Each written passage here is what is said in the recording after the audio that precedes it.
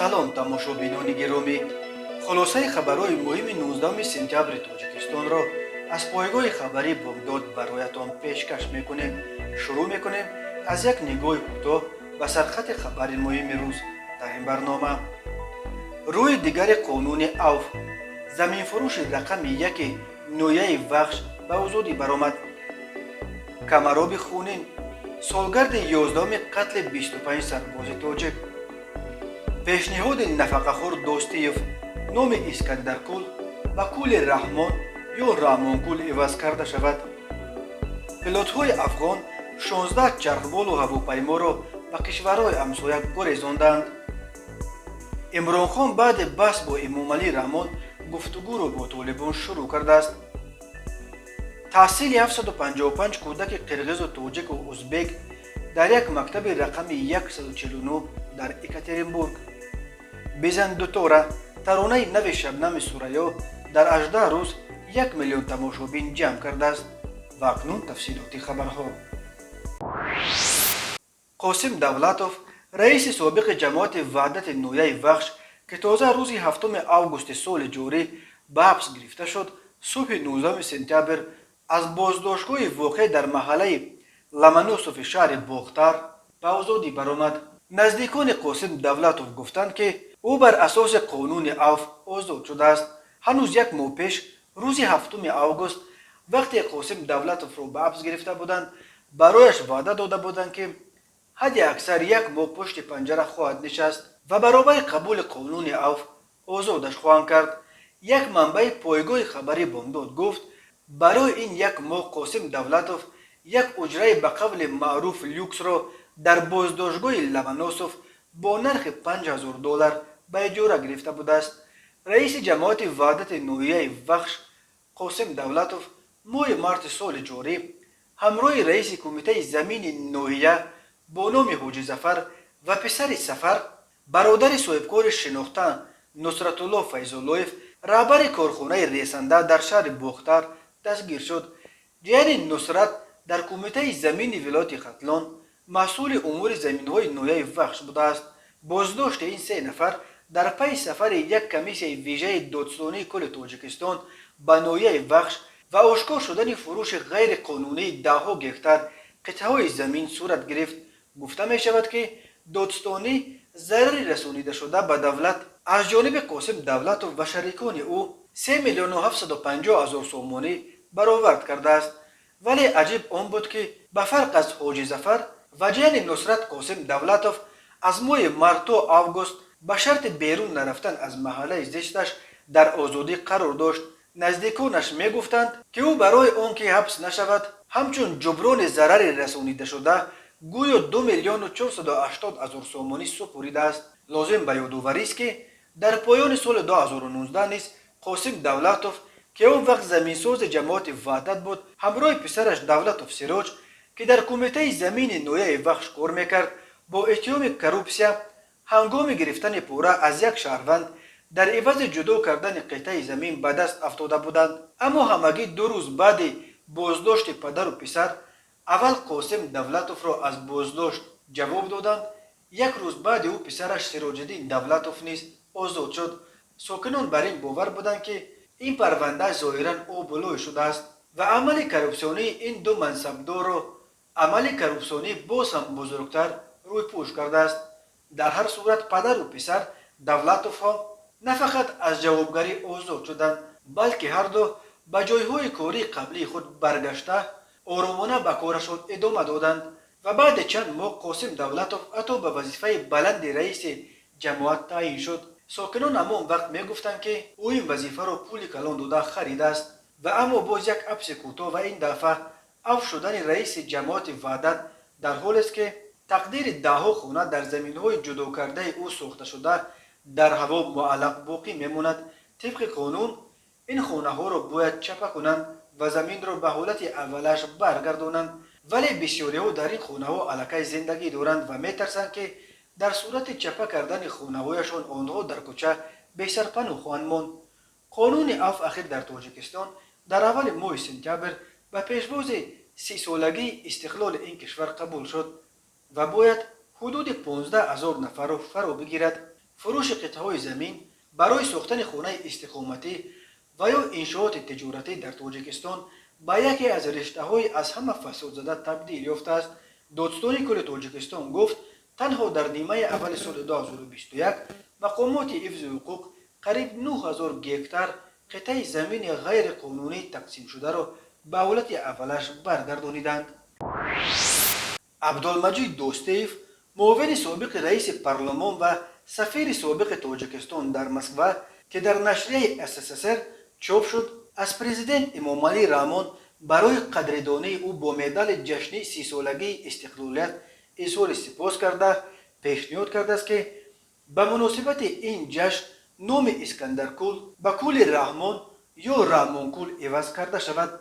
دوستیف که نامه اش را خاکسارانه همچون عبدالمجید دوستیف نفقه‌خوار امضا کرده است، در مکتوبش بیشتر از آن اظهار پشیمانی میکند که روز 31 آگوست وقتی که امامعلی رحمان به او نشان جشنی را میسپارید به او اظهار سپاس نکرد، خاموش رفته به جایش نشست. من گفتنی ها داشتم، نوشته است دوستیف و افزود است راستی هنگام مدالگیری و شنیدن سخنهای جناب عالی خواستم برای منتداری به محترم پرزیدنت چند سخن گویم، اما از حضور بعضی ها که زمان به سخن نیک آنها نیاز بود ولی دیگر موقع داشتند و حال و شکر آبرو و اعتبار جهانی پیدا کردن دولت ملی و حکومتمان خوشگوی شدند، مبادا بعد سخنهای من چاره‌بینی را به بازار تبدیل دهند گفته خاموش به جایم برگشته نشستم. دوستیف می نویسد امامعلی رحمان هنگام به من سپردن مکافات علاوه به سخنهای نیک ابراز داشت که امروز تنها به خاطر سلامتی شما ضیافت نمی آراییم. این گفته ها به مغز و استخوانم کار کرده و خواستم بگویم که شکر شما پیشوای ملت ضیافت های زیادتان را در وطن و بیرون از آن حتی سر میز همراهتان در حضور پرزیدنتان و شاه و امیران کشورهای ابرقدرت نیز آنقدر زیاد خوردم که یک عمر سپاسگزارم. ولی دوستیف شرح نداد است که منظورش از کرمهای درون چوب که گویا بین او و امامعلی رحمان دسیسه بافتند کیست. او در ادامه کمی از زندگی سختش در کلاب به جای لباسهای کندگیش کاستوم رئیس وقت آن شهر تاشمت نظیرف را پوشیده به اجلاسه پارلمان رفتنش را نقل کرده، سپس به تاریخ یورش اسکندر مقدونی به آسیا میانه، خیانت عروبه که سر اسپیتامین را از تن جدا کرد به اسکندر عجه آورد و دخترش رخشانه را هم به این لشکرکش اصطلاحگیر بخشید پرداخته است. دوستیف در ادامه نامه‌اش به توصیف امامعلی رحمان پرداخته می نویسد پس از روی انصاف می بود اگر بخشیده به جشن 30 سالگی استقلالیت دولتی به کول مذکور نام کول رحمان مانیم. به عقیده دوستیف با تبدیل نام اسکندرکول اول اینکه در طول تاریخ تاجیکان کسی از شاه و امیر و دیگر رهبران چون پیشوای ملت هستی خود را برای از نیشوی حفظ ساختن و پایداری دولت ملی نبخشیده است و ارزنده ترین است. دوم، خریطه وطن عزیزمان از نام باز یک اجنبی غاصب و بدگوهر اسکندر مقدونی پاک می‌گردد. در انتها حالا که بغیر از نماینده ملت دولت ساز بودن دیگر وکالت ندارم، خواهش میکنم تکلیفم را قبول نمایید و روی خریطه کشور جای اسکندرکول نام فرزند اصیل ملت کول رحمان یا رحمانکول ثبت گردد. نوشته است دوستیف در انجام نامه‌اش. 19 سپتامبر سال 2010 در دره کمراب وادی رشت در شرق تاجیکستان یک کاروان نیروهای دولتی عبارت از 75 عسکر و افسر هدف حمله غافلگیرانه قرار گرفت. گفته میشد این سربازان را به جستجوی محبوسان یک ماه پیش از بازداشتگاه کمیته دولتی امنیت ملی در دوشنبه فرار کرده به وادی رشت فرستاده بودند. در نتیجه حمله مسلحانه بنا به اطلاع رسمی 25 عسکر و افسر کشته شدند. منابع غیر رسمی از کشته شدن نه کمتر از 40 نفر حرف می زدند. این شبیخون خونین سبب شروع عملیات حربی گسترده در وادی رشت شد که 7 ماه دوام کرد و تنها بعد کشتن علاوالدین دولتوف ملقب به علی بیدکی و مولا عبدالله رحیموف دو گمانبر اساسی در تشکیل حمله کمراب به انجام رسید. سال 2010 19 سپتامبر کاروان نیروهای وزارت مدافع تاجیکستان در دره کمراب هدف حمله قرار گرفتند. مقامات کشته شدن 25 عسکر و افسر را تصدیق کردند. 20 سپتامبر مقامات اظهار داشتند که در پشت حمله کمراب فرماندهان سابق اتحاد اپوزیسیون تاجیک علاوالدین دولتوف ملقب به علی بیدکی و ملا عبدالله رحیموف ایستادند. در رابطه با قتل سربازان پرونده جنایتی گشوده شد. 22 سپتامبر در وادی رشت عملیات گسترده حربی آغاز یافت و خود همان روز از قتل 5 تن از جنگجویان خبر داده شد. در ناحیه رشت قیود شبگردی جاری کرده شد. علاقه به این منطقه از جمله علاقه مبیلی قطع کرده شد، ولی شرکت ها می گفتند علاقه به سبب های تکنیکی نیست. 23 سپتامبر وزارت کارهای داخله خبر داد که فرماندهان سابق مخالفین میرزا خوجه احمدوف و عالم عادلوف که نیز در تشکیل حمله کمراب ایبدار شدند در حال فرار قرار دارند. مقامات از بازداشت یکی از یاران میرزا خوجه احمدوف خبر دادند. 6 اکتبر در ناحیه رشت یک چرخبال گواردی ملی تاجیکستان سقوط کرد. در نتیجه همه 7 عضو اکیپاژ و 21 افسر نیروهای ویژه الفا کمیته دولتی امنیت ملی به هلاکت رسیدند. گفته میشد چرخبال در سیمهایی که ساکنان محلی برای کشانیدن علف از کوه کشیدند در مانده چپه شده است. 7 اکتبر یک ماشین بارکش گواردی ملی به مینه برخورد. 6 نفر به هلاکت رسیدند. سال 2011 4 ینور به گفته مقامات در نتیجه یک عملیات ویژه در دهه رونوب در نزدیکی شهر غرب علی بیدکی و 7 تن از یارانش کشته شدند. 2 فوریه در تلفن ها ویدیو با نام بازداشت علی بیدکی به چرخیدن درآمد. در ویدیو دیده می شد که یک مرد ریشدار به علاوالدین دولتوف مانند را که در تن تنها لباس تک دارد در داخل ماشین بازپرسی می کنند و او را علی بیدکی یا بیدک گویان ندا می کنند.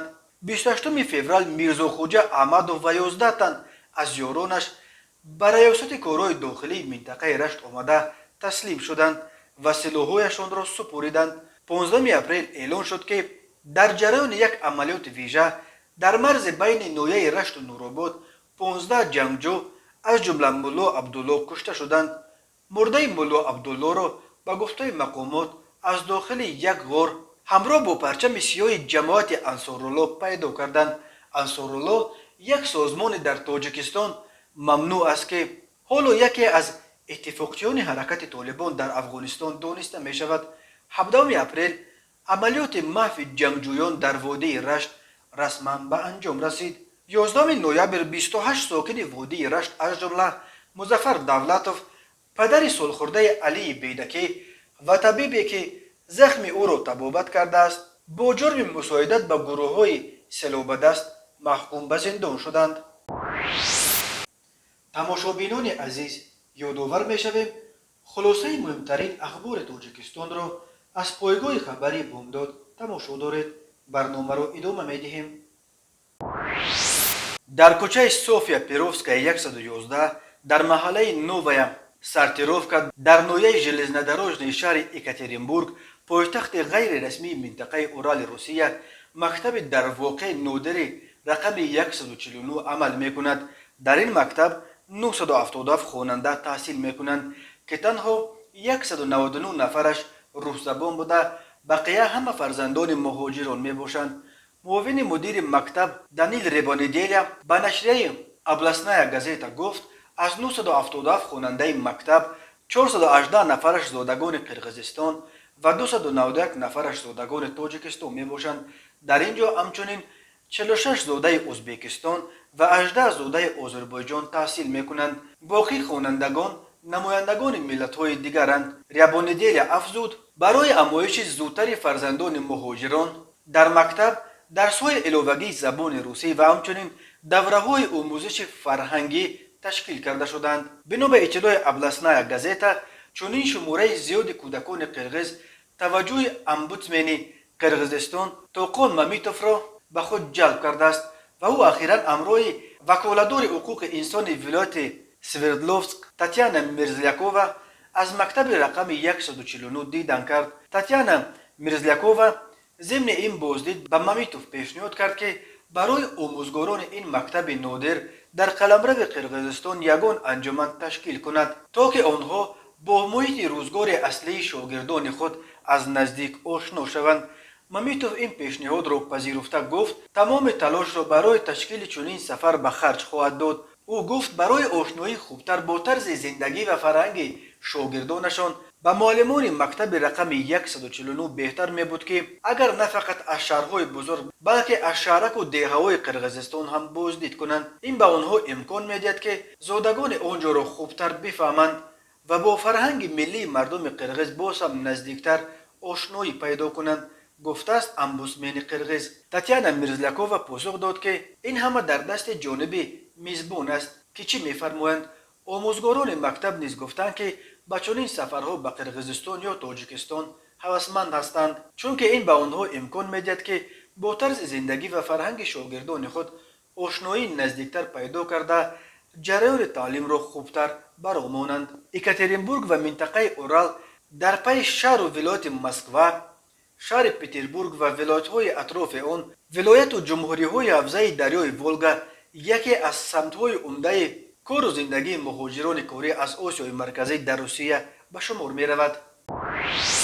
خبرگزاری روسی آویاپرو خبر داد که در روزهای تصرف افغانستان از جانب جنگیان طالبان خلبان‌های نیروهای هوایی اردوی ملی توانستند دست کم 61 تکنیکای هوایی از جمله 26 چرخبال و 35 هواپیمای جنگی را به کشورهای همسایه گریزانده. با این کار طالبان را از استفاده یک بخش اعظم تکنیکای حربی اردوی ملی محروم کنند. بنا به اطلاع آویاپرو این چرخبال و هواپیماها را از افغانستان گریزانده اند. 19 چرخبال می 17، 7 چرخبال OH-60، 7 هواپیمای جنگی AB-29، 17 هواپیمای سبک، 11 هواپیمای پیلاتوس 12 NG. خبرگزاری می نویسد معلوم است که یک قسم این تکنیکای نیروهای هوایی همکنون سابق افغانستان در قلمرو تاجیکستان و ازبکستان قرار دارند.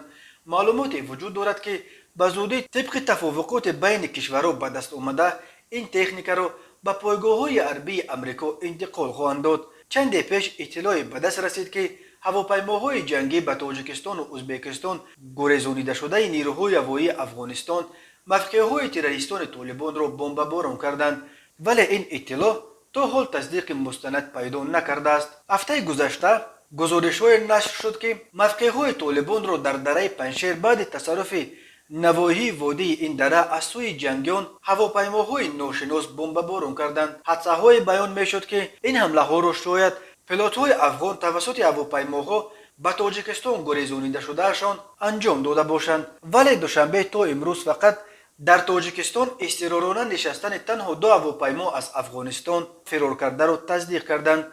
روز 16 آگوست در تلگرام کانال طلوع نیوز ویدیوی با چنین نام نشر شده بود.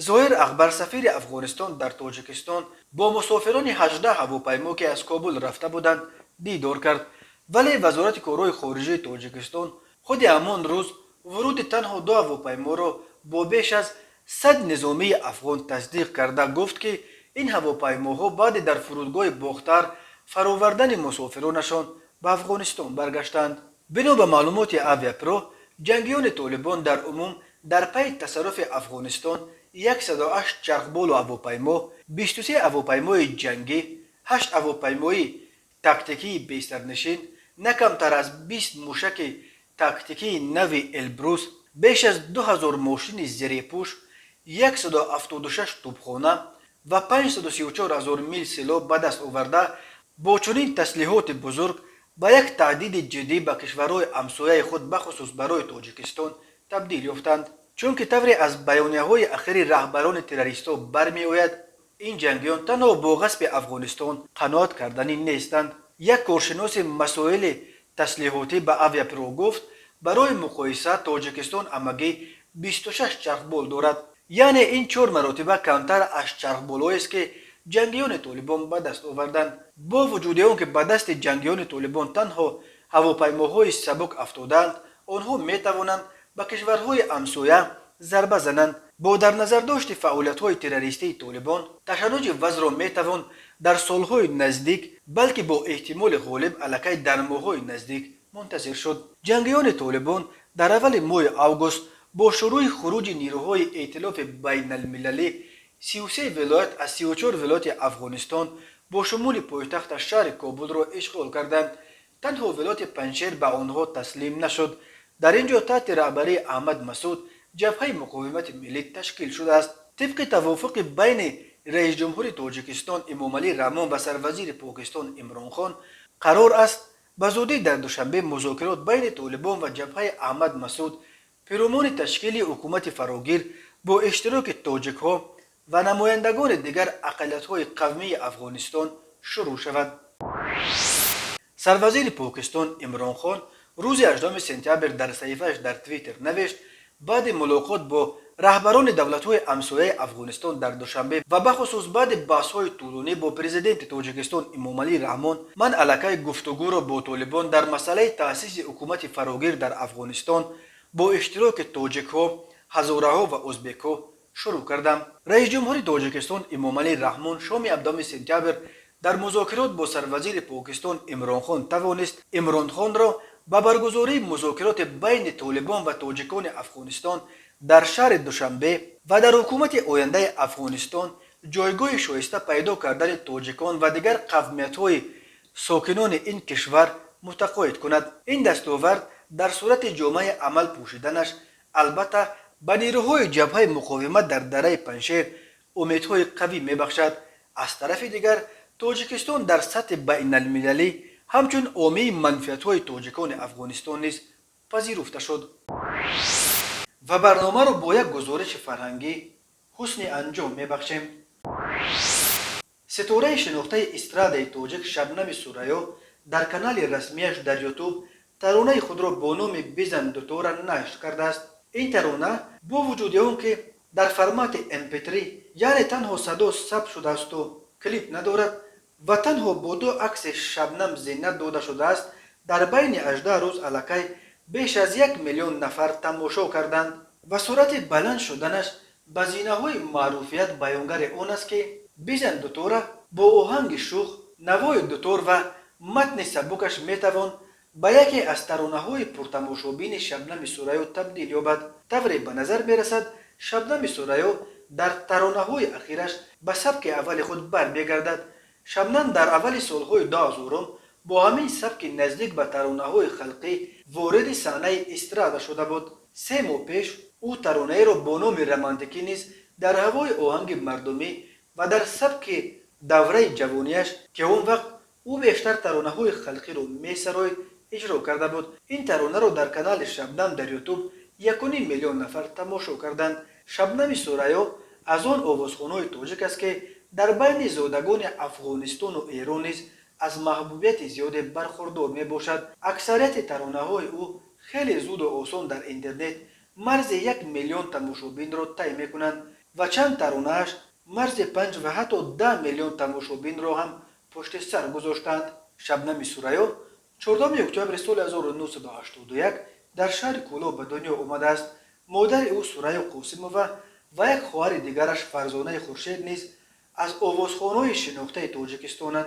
شبنم دختر دوم سوریا قاسمووا می باشد. شبنم سوریا سال 2004 پای به صحنه گذاشت و بعد شهرت جهانی پیدا کردن ترانه هنوز اول عشق است به یکی از پرطرفدارترین ستاره استرادای تاجیک تبدیل یافت. شبنم سوریا چندین سال پی هم جایزه بیگ اپل برای بهترین آوازخوان زن از تاجیکستان را به دست آورده هر سال در اروپا و آمریکا کنسرت‌ها می‌گذراند، اما در کنسرت‌های رسمی و در تلویزیون‌های دولتی تاجیکستان ترانه‌های شبنم سوریا تقریبا صدا نمی‌دهند. شبنم سوریا سال 2014 همراه خواهرانش فرزانه خورشید و بیبی روزگل و دخترش شریفمو سفر حج عمره کرده بود و بعد زیارت مکه و مدینه چند سال در صحنه با حجاب هنرنمایی میکرد. اما در عکس و کلیپ ها و کنسرت های اخیرشان شبنم و فرزانه دیگر باره با لباس های اروپایی ظاهر میشوند. تماشابینان گرامی، این بود مرور به خلاصه چند خبر مهم امروز تاجیکستان. خبر و گزارش های بیشتر از تاجیکستان و درباره تاجیکستان و اطراف آن را در سامانه پایگاه خبری بامداد در این نشانه پیگیری نمایید. www.bamdad.com. خوش باشید.